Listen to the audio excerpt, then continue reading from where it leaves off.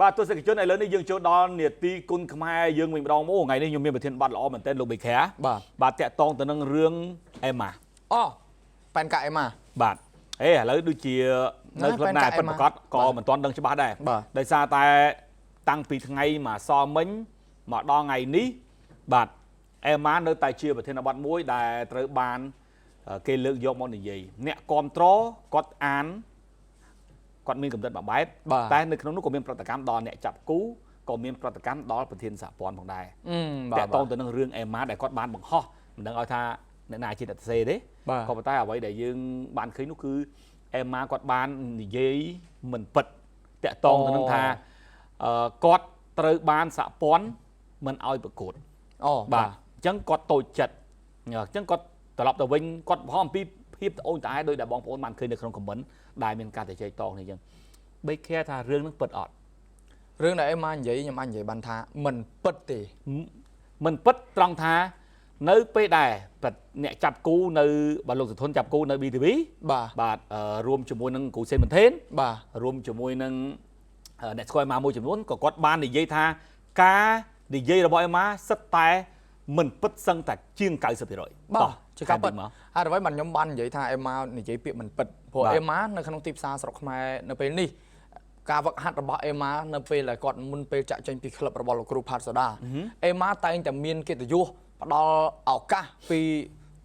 អ្នកចាប់គូរបស់យើងជាពិសេសគឺបងចវ័នគាត់តែងតែចាប់ឲ្យអេម៉ាវាយសឹងតែគ្រប់ការប្រកួតឃើញមានទាំងខាង CBS មានទាំងខាង TV5 រួមជាមួយនឹង BTV ដែរបាទទាំងអស់ហ្មងនិយាយទៅពេលវេលាដែលអេម៉ាគាត់មកស្រុកខ្មែរសង្វៀននៅតតកក៏មានដែរបាទអញ្ចឹងមិនថាគឺអេម៉ាតែងតែត្រូវបានគេផ្ដល់ឱកាសប៉ុន្តែអេម៉ានៅតែមានកូនចិត្តមួយថាគាត់បាននិយាយថានៅក្នុងក្លឹបគឺអត់មានអ្នកណាចូលចិត្តគាត់នៅក្នុងក្លឹបបរិគ្រូប៉ាត់សូដាអូខេគាត់ក៏វិលត្រឡប់ទៅកាន់ប្រទេសបារាំងវិញប៉ុន្តែក្រោយពីការអាណិតអាសូររបស់ប្រធានសហព័ន្ធគុណខ្មែរបាទកីឡាបដាល់គុណខ្មែរគឺអាដាមខើឆាយអាដាមក៏បានតេតងតែអេម៉ាផ្ទាល់ហើយប្រាប់ឲ្យអេម៉ាវិលត្រឡប់មកវិញណាបាទចេញសម្បត្តិចំណាយលុយទិញសម្បត្តិយន្តហោះឲ្យទៀតបាទអញ្ចឹងមិនថាហ្នឹងចេញថ្លៃសម្បត្តិយន្តហោះឲ្យអេម៉ាវិលត្រឡប់មកវិញអេម៉ាក៏វិលមកវិញតាមអ្វីដែលអាដាមខើឆាយបានសនំពោទៅពេលដែលវិលត្រឡប់មកវិញអេម៉ាក៏មិនទៅចូលរួមជាមួយក្លឹបលោកគ្រូផាត់សូដាទេដែរបាទអត់ចូលរួមជាមួយនឹងក្លឹប Super Fine Gym ទេប៉ុន្តែអេម៉ាបែរជាទៅចូលរួមជាមួយនឹងលោកគ្រូសេនមិនថេនដោយមិនបានជូនដំណឹងទៅដល់លោកគ្រូផាត់សូដាបាទប៉ុន្តែរឿងរ៉ាវទាំងអស់នេះលោកគ្រូផាសាដាអត់ដឹងទេបែកធ្លាយបានត្រឹមចេញពីបងចវ័នអ្នកចាប់គូរបស់យើងទៅវិញតាក់តងទៅលោកគ្រូផាសាដាចង់ចាប់អេម៉ាវាយព្រោះអេម៉ាឆាតមកសុំថាអេម៉ាថាចង់វាយឥឡូវលោកគ្រូខ្ញុំសួរអេម៉ាមានជាប់ schedule នៅណាអត់លោកគ្រូផាសាដាថាអត់ដឹងទេហើយឥឡូវអេម៉ានៅណាតែតាចេញធ្លាយរឿងមកសួរអេម៉ាចុះឡើងអេម៉ាថាគាត់បានចូលរួមជាមួយនឹងក្លឹបបរិគ្រូសេមិនថេនប៉ែនកាក់គុណខ្មែរហើយគាត់លេងនៅជាមួយលោកគ្រូផាសាដាហើយដោយនៅទីនោះគឺគាត់មិនមានអ្នកណាពេញចិត្តគាត់ទេសូម្បីតែគ្រូគាត់និយាយអញ្ចឹងណាអានេះគឺជាពាក្យសម្ដីដែលអេម៉ាបាននិយាយបាទហើយអេម៉ានឹងទៀតនៅពេលដែលគាត់ទៅជាមួយលោកគ្រូសេមិនថេនគេមានការចាប់គូដោយបងបាននិយាយមុនហ្នឹងឲ្យគាត់វាយជាមួយនឹងអន្តរជាតិនៅពេលដែលគាត់វិលត្រឡប់មកវិញសាណាសុំគេវាយហ្នឹងគាត់ក៏បានវាយដោយបំណង poster schedule ច្បាស់លាស់ចេញមកប្រកួតនៅលើសង្វៀនរបស់គេបង្ហោះថាគេដកហើយប៉ុន្តែចុងក្រោយអេម៉ាបែរជាដកខ្លួនឯងហើយបង្ហោះថាគេដកទៅវិញបាទហើយជំនួសវិញដោយធុនសេរី2ឡើងទៅដូចឲ្យគេទាត់ប៉ុន្តែនៅពេលដែលសេរី2ទៅផ្លាស់ប្ដូរជំនួសអេម៉ាហ្នឹងខ្ញុំក៏បានដឹងហើយស្រេចដែរខ្ញុំក៏បានដឹងហើយស្រេចហ្នឹងថាអេម៉ាប្រហែលជាដឹងថាដៃគូល្អជាងហើយមើលទៅខ្ញុំនិយាយជាមួយបងសេរីទេបងសេរីអត់ជឿខ្ញុំទេគាត់ថាអូនឯងចេះតែនិយាយម៉ៃគេចេះតែខុសដោយសារតែបងសេរីក៏ដែរជួបអេម៉ាផ្ទាល់បងវិញតាមគាត់ជួបផ្ទាល់ហើយបងវិញក៏ធ្លាប់ជួបអេម៉ានិយាយម៉ាតែប៉ិតចាំមើលដើមហេតុចេះតាក់តងទៅនឹងអេម៉ាទៅបារាំងវិញណានៅពេលដែលគាត់មកទៅបារាំងវិញបាទប្រហែលជាជិតមួយឆ្នាំមុននៅពេលដែលអេម៉ាវាយអំបោឆៅនៅឯសង្វៀនប៉ូលី5នៅចំពឺហ្នឹងអេម៉ាបាននិយាយប្រាប់បងថាគាត់ប្រហែលត្រូវជាផ្អាកឡើងសង្វៀនគុណខ្មែរមួយរយៈគាត់នឹកមែនតើមូលហេតុគាត់ត្រូវបន្តការសិក្សារបស់គាត់មួយរយៈពេល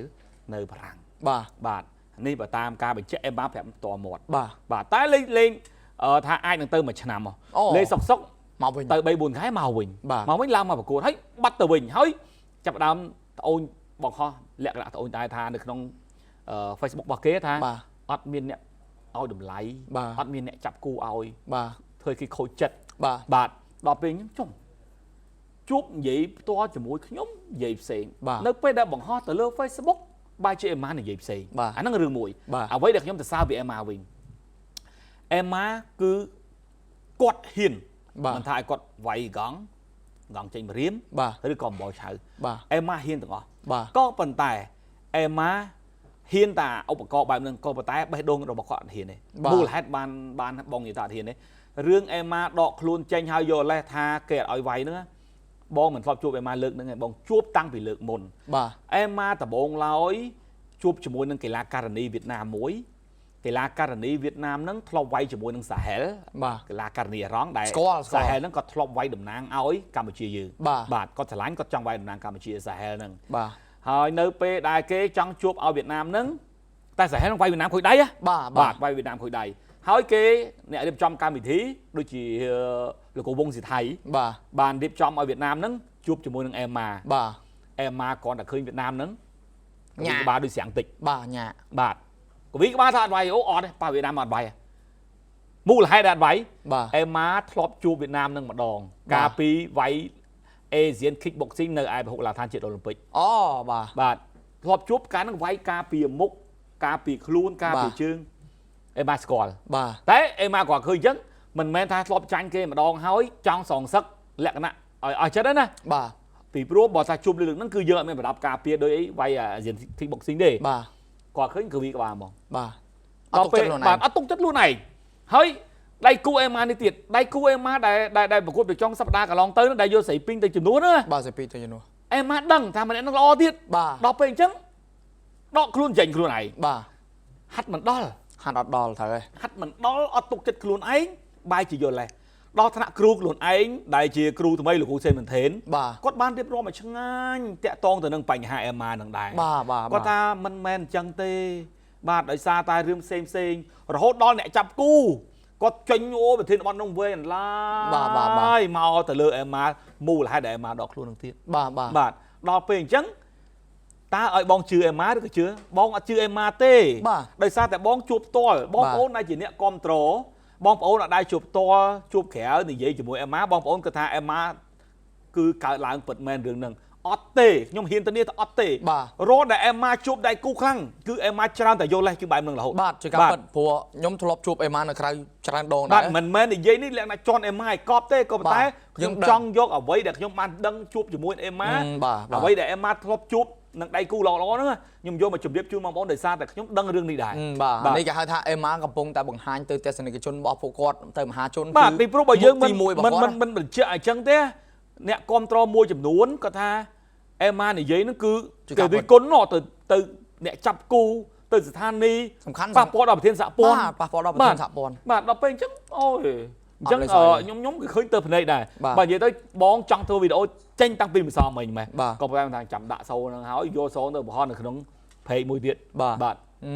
ញ្ចឹងនេះគឺរឿងរ៉ាវរបស់អេម៉ាតាមពិតអត់តន់អស់ហងបងប្អូននេះយើងសង្ខេបខ្លីៗបានតែប៉ុណ្្នឹងទៅបានហើយព្រោះថារឿងរ៉ាវរបស់អេម៉ាបើសិនជាចង់ឲ្យនិយាយច្រើនជាងនេះទៀតហើយរឿងរ៉ាវច្រើនណាស់ដែលបានពួកខ្ញុំទាំងពីរអ្នកឆ្លងកាត់មិនថាបងប្អូនអ្នកទស្សនិកជនបានត្រឹមតែឃើញអេម៉ាវាយទេប៉ុន្តែតែចរិតរបស់អេម៉ាគឺយើងបានជួបផ្ទាល់នៅពេលដែលគាត់នៅក្រៅសង្វៀនយ៉ាងម៉េចនៅលើសង្វៀនយ៉ាងម៉េចនៅក្នុងគេហទំព័រ Facebook របស់គាត់យ៉ាងម៉េចបាទទស្សនិកជនអញ្ចឹងនាទីគុណខ្មែរដែលបងប្អូនបានតាមដានទស្សនានៅពេលនេះក៏ឈានចូលដល់ទីបញ្ចប់បាទសង្ឃឹមថាមតិរបស់ខ្ញុំគំនិតរបស់ខ្ញុំរួមជាមួយមួយខែបងប្អូនកៅថាយល់យកនិងអធិស្ឋានតែខ្ញុំលើកយកអ្វីដែលខ្ញុំជួបផ្ទាល់ទេដើម្បីរឿងពិតមកបង្ហាញជូនបងប្អូនមិនមែនយកស្រង់សម្ដីអ្នកនោះស្រង់សម្ដីអ្នកនេះអត់បានដឹងបុគ្គលផ្ទាល់មកនិយាយបងប្អូនទេអានេះអ្វីដែលខ្ញុំធ្លាប់ជួបដែរបាទអញ្ចឹងយើងនឹងជួបគ្នានៅថ្ងៃស្អែកជាបន្តទៀតនៅក្នុងនាទីគុណខ្មែរបងនឹងលើកយកប្រធានបទល្អមួយគឺថាតើមូលហេតុអ្វីបានជាការចេញនៃកែសុកឥឡូវចាប់ដើមធ្លាក់ប្រជាប្រិយបាទអញ្ចឹងយើងនឹងជួបគ្នាថ្ងៃស្អែកតាមពេលវេលានឹងម៉ោងដដែលគណៈពេលនេះខ្ញុំបាទទាំងពីរនាក់រួមជាមួយក្រុមការងារសូមអរគុណសូមជម្រាបលា